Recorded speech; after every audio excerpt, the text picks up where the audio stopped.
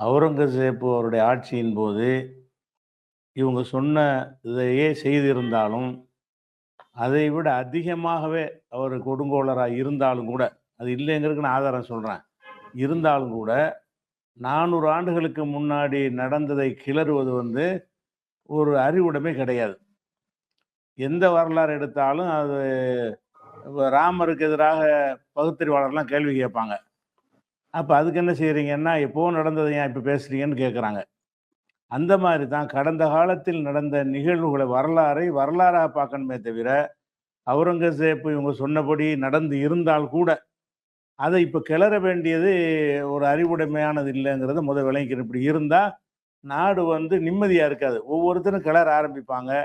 அவங்களுக்குள்ளேயே ஒரு பல பிரிவுகள் இந்து சமுதாயத்தில இருக்குது. ஒரு சமுதாயத்துக்கு எதிராக இன்னொரு சமுதாயம் செய்த கொடுமைகளை எல்லாம் எடுத்தவங்க பல ஆண்டுகளுக்கு முன்னாடி நடந்ததெல்லாம் பேசுனாங்கன்னு சொன்னா, அது வந்து மனிதர்களுக்கு மத்தியில உள்ள நல்லிணக்கம் கெட்டு போயிரும் என்பத முதல்ல ஒரு அடிப்படையா சொல்லிக்கிறோம்.